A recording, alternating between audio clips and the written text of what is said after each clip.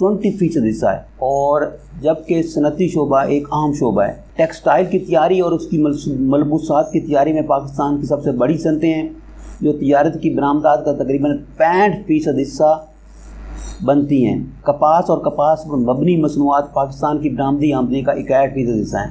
پچھلے 5 سالوں میں روئی کی کھپت میں 5% کا اضافہ ہوا، جبکہ اقتصادی ترقی صرف 7% تھی۔ اسپننگ کی گنجائش 15 ملین گانٹھ تک بڑھ گئی اور ٹیکسٹائل کی برآمدات کو 15.5 ملین ڈالر کا نقصان پہنچایا۔ دیگر اہم صنعتوں میں سیمنٹ، کھاد، خوردی تیل، چینی، اسٹیل، تمباکو، کیمیکل، مشینری اور فوڈ پروسیسنگ شامل ہیں۔ اس ویڈیو بنانے کا بنیادی مقصد پاکستان کی معیشت کا جائزہ لینا ہے اور وہ کون سی وجوہات ہیں جس کی بنا پر پاکستان ایک ترقی پذیر ملک رہا ہے اور ابھی تک ترقی نہیں کر سکا، جبکہ ہمارے ملک کے ساتھ جو ملک آزاد ہوئے ہیں وہ کافی ترقی کر چکے ہیں۔ اس میں ایک کوریا کی مثال ہے۔ تو اس ویڈیو میں ہم یہ بتانے کی کوشش کریں گے کہ پاکستان کی ترقی کیوں نہیں ہو رہی ہے، اس کی وجوہات کیا ہیں۔ اس میں اہم راز جو ہیں ان پر آپ کو بتائیں گے کہ کون کون سے ایسے مسئلے تھے جس کی وجہ سے پاکستان ابھی ترقی پذیر ہے۔ حکومت بڑے پیمانے پر بہت سے یونٹوں کی نجی کاری کر رہی ہے اور عوامی شعبہ صنعتی پیداوار کے تناسب کو گھٹا رہا ہے، جبکہ مجموعی صنعتی پیداوار میں نجی شعبے سمیت ترقی میں تیزی آئی ہے۔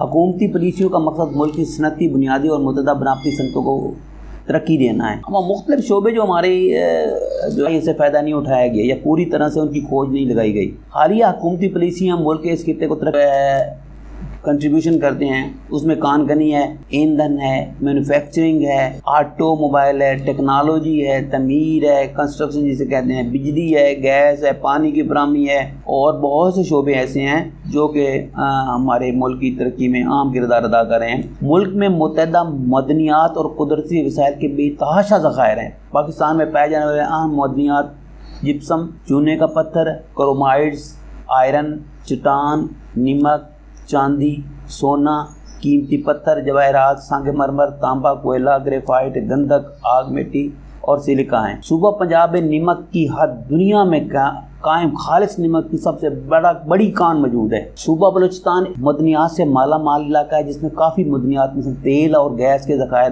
موجود ہیں جن کی پوری صلاحیت دینے اور وہاں پر پائے جانے والے بھی اپنا وسائل کی تلاش شروع کر چکی ہیں۔ اس صوبے میں تانبے، کرومائٹ اور آئرن کی نمایاں مقدار موجود ہے۔ جنوب میں زنک اور بہت سی چیزیں ایسی ہیں جیسے سونا ہے، قدرتی گیس ہے۔ 1952 میں سوئی کے قریب گیس دریافت ہوئی اور یہ صوبہ گزشتہ 50 سالوں میں ایسا تیل اور گیس کے منصوبوں کو ترقی دے رہا ہے۔ اوائل میں بلوچستان کے علاقے میں ریکوڈیک میں تانبے اور سونے کے بڑے ذخائر 2006 میں دریافت ہوئے۔ ریک مالی تقریباً 65 ارب لگایا گیا جس سے ہزاروں ملازمتیں پیدا ہوتی۔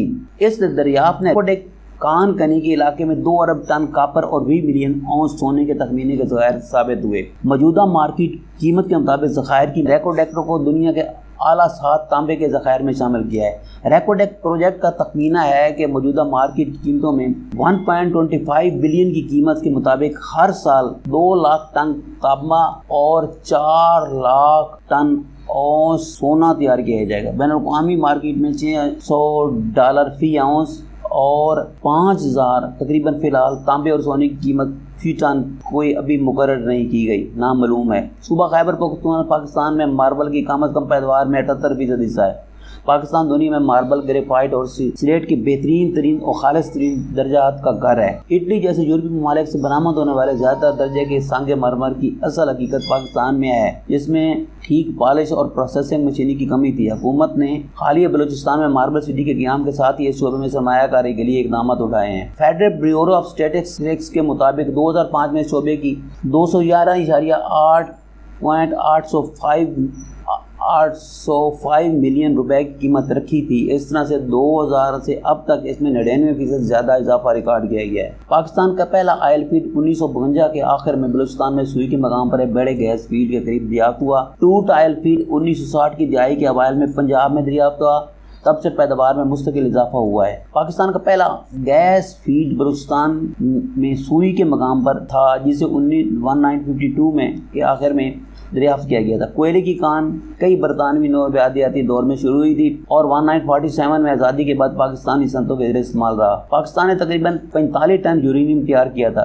اس کے بعد مینوفیکچرنگ کے شعبہ آتا ہے، اس میں تو لیکن ہم بات کرتے ہیں مالی سال 2002 میں مینوفیکچر میں حقیقی نمو 7.7 تھی اور 30 جون 2004 کو ختم ہونے والے 12 ماہ میں بڑے پیمانے پر مینوفیکچر میں پچھلے 12 ماہ کی مدت کے مقابلے میں 18% سے زیادہ کا اضافہ ہوا ہے۔ برآمدات، روزگار، زر مبادلہ کی کمائی، سرمایہ کاری، ویلیو ایڈڈ میں اس کی شراکت کے ساتھ معیشت میں ٹیکسٹائل اور گارمنٹ انڈسٹری کا حصہ ہے۔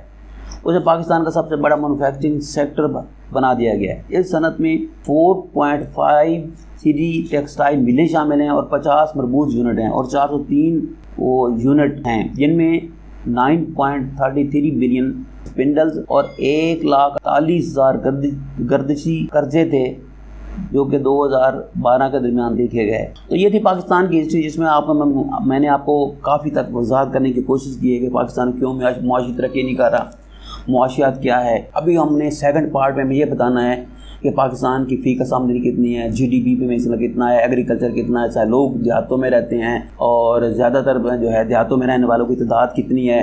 تو یہ ساری باتیں دراصل پاکستان کے متعلق ہم نے بتانی ہے، اور پاکستان کے متعلق کافی حد تک ہم نے اس کے جتنی بھی اس میں شارٹ کمز ہیں یا لیکیں گئے ہماری معاشرت اکانومی کو بہتر بنانا، یہ سب سے بڑی بات ہوتی ہے۔ جب تک اکانومی بہتر نہیں ہوگی کوئی ملک بھی ترقی نہیں کر سکتا۔ اور سب سے پہلی بات میں آپ کو ایک چھوٹی سی اس ویڈیو کے ذریعے بتانا چاہتا ہوں کہ سب سے پہلے یہ ہے کہ جب تک ہم غریبوں کو ترقی نہیں دیں گے، جب تک ہم کسانوں کو ترقی نہیں دیں گے، اس وقت تک کوئی بھی ملک ترقی نہیں کرے گا۔ اس کی بنیادی وجہ میں آپ کو یہ بتانا چاہتا ہوں کہ پرچیزنگ پاور جو ہوتی ہے وہ چھوٹے لوگ کرتے ہیں، جو لوگ دیہاتوں میں رہتے ہیں، جو کسان ہیں، جب وہ لوگ غریب ہوں گے، جب ان کے پاس پیسہ نہیں ہوگا تو وہ کبھی مارکیٹ کا رخ نہیں کریں گے۔ تو سب سے بڑی بات یہ ہے کہ ہم ان لوگوں کا خیال نہیں رکھ رہے۔ جب وہ مارکیٹ میں چیزیں لاتے ہیں، مثال کے طور پر جب وہ اپنی کپاس پیدا کرتے ہیں تو کپاس کا ریٹ کم ہو جاتا ہے، جب وہ اپنا گندم پیدا کرتے ہیں تو گندم کا ریٹ کم ہو جاتا ہے۔ تو اس طرح سے ایک اور بات جو سامنے نظر آئی ہے وہ یہ ہے کہ ان پٹ اور آؤٹ پٹ میں کوئی جو ہے وہ توازن نہیں ہے۔ جب تک آپ ان پٹ دیں گے اور ان پٹ کے ساتھ آؤٹ پٹ آپ کی اس کو پیسے نہیں ملیں گے تو آپ یہ سوچ لیں کہ وہ ملک ترقی نہیں کر سکتا کسی صورت میں بھی۔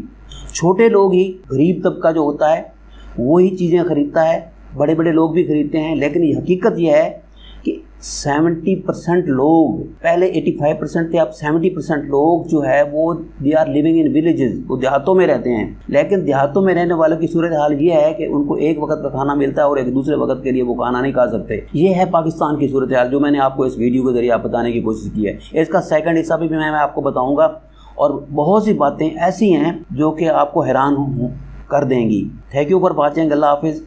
یہ میرے ورلڈ انفارمیٹیو چینل اور پرائم نیوز پہ لگائی جائے گی اور نشر کی جائے گی۔ انشاءاللہ آپ اس کو دیکھیے گا اور اپنی کامنٹس اور رائے کا اظہار کیجیے گا۔ Thank you for watching. اللہ حافظ۔ انشاءاللہ وی شل میٹ اگین ٹمارو۔